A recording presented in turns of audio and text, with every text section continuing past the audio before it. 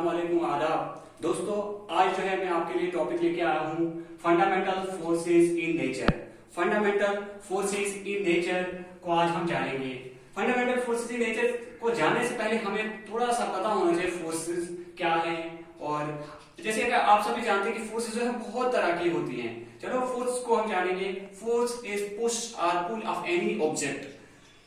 मतलब क्या हो गया कि किसी चीज को धकेलना या उसको अपनी ओर खींचना। अब दो चीजें यहाँ पे, दो ऑब्जेक्ट्स यहाँ पे इन्वॉल्व होते हैं।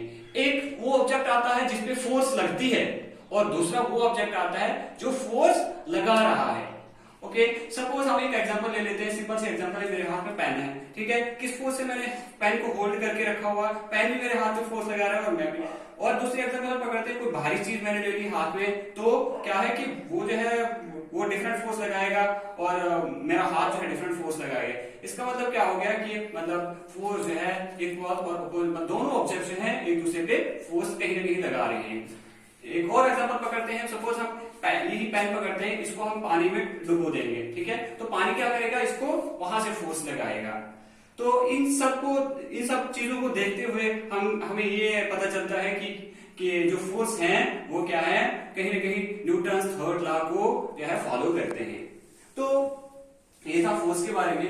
अब जो फंडामेंटल फोर्सेस हैं, जो फोर्सेस है हमारे पास चार तरह की हैं और जिनको हम फंडामेंटल फोर्सेस कहते हैं। सारी जितनी भी तरह की फोर्सेस जो हैं इन चार फंडामेंटल फोर्स में हम पढ़ते हैं और सबका ओरिजिन जो है इन चार फंडामेंटल फोर्सेस की वजह से ही हुआ है। तो जानेंगे हम ग्रेविटेशनल फोर्स के बारे में। ग्रेविटेशनल फोर्स क्या है? तो ग्रेविटेशनल फोर्स जो है उन दो ऑब्जेक्ट्स के बीच में लगती है जिनका मास होता है। और ये जो फोर्स है हमेशा अट्रैक्टिव फोर्स होती है, ठीक है।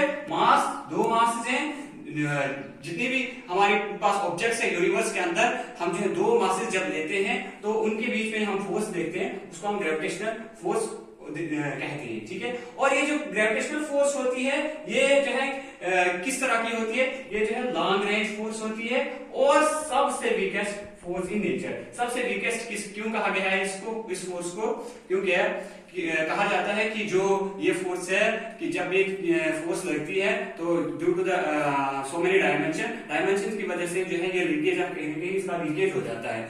तो और दूसरा ये भी है कि अगर ये फोर्स ग्रेविटेशनल फोर्स जो है बहुत स्ट्रॉन्ग होती तो हमारा चलना जो था जमीन पे जो है आई थिंक इम्पॉसिबल था।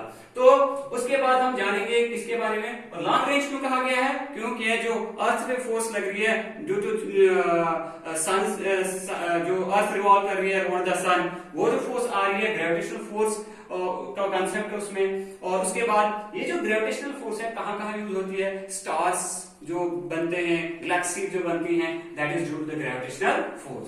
अब हम बात करेंगे इलेक्ट्रोमैग्नेटिक फोर्स की, कि इलेक्ट्रोमैग्नेटिक फोर्स कब लगती है और किन ऑब्जेक्ट्स पे लगती है। तो ये जो है चार्ज्ड पार्टिकल्स में लगती है। अब चार्ज पार्टिकल जो है हमारे पास मतलब किसी ऑब्जेक्ट्स के अंदर क्या है कि चार्ज पार्टिकल अब दो तरह के होते हैं, नेगेटिव चार्ज और पॉजिटिव चार्ज। जो इनकी प्रॉपर्टी है वो क्या है कि जो पॉजिटिव चार्ज हैं वो जो है रेपल करते हैं और जो मतलब अगर पॉजिटिव चार्ज होगा तो रेपल करेंगे, अगर नेगेटिव पॉजिटिव होगा तो अट्रैक्ट करेंगे। Like charge REPL each other and unlike charge attract each other. अगर हम देखेंगे इलेक्ट्रोमैग्नेटिक फोर्स की रेंज तो क्या है? लॉन्ग रेंज फोर्स है ये भी और इनफाइनाइट रेंज है इसकी भी। उसके बाद इसकी एक प्रॉपर्टी और एक है कि ये जो है स्ट्रॉन्गर है, किससे? ग्रेविटेशनल फोर्स से स्ट्रॉन्गर है, दैट इज 10⁻⁻36 टाइम जो है स्ट्रॉन्गर है than as compare to the gravitational force. बात करेंगे स्ट्रॉन्ग न्यूक्लियर फोर्स की।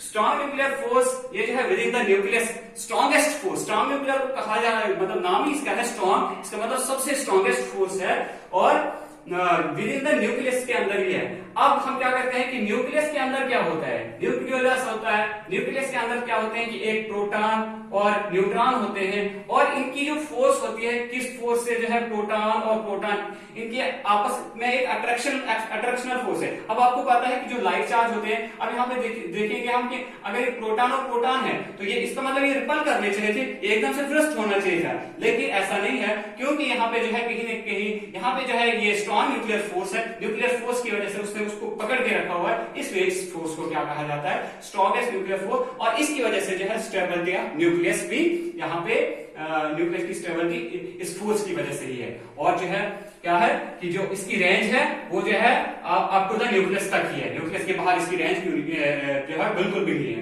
That is 10⁻⁻15। बात करेंगे वीक न्यूक्लियर फोर्स की, ये जो है कहां पे हमें मिलती है, appears only in a nuclear process such as beta decay, जहां पे बीटा डिके होता है, न्यूक्लियर रिएक्शन जहां पे होती है वहां पे हमें जो है मिलता है। अगर जो ये प्रोटॉन होता है इसके अंदर, तो जब इसकी ये जो है ब्रेक होता है, ये जो ब्रेक होता है मतलब इसकी जो बीटा डिके होती है, जब इसकी बीटा डिके होती है, बीटा डिके दो तरह के होता है, positive decay and negative decay, और इसकी जो रेंज है वो क्या है, ये इसकी भी जो है रेंज शॉर्ट रेंज है, दैट इज 10⁻⁻15 क्योंकि न्यूक्लियस के अंदर है। और ये क्या है, स्ट्रॉन्गर देन है इसके ग्रेविटेशनल फोर्स के और वीकर है देन इलेक्ट्रोमैग्नेटिक फोर्स के।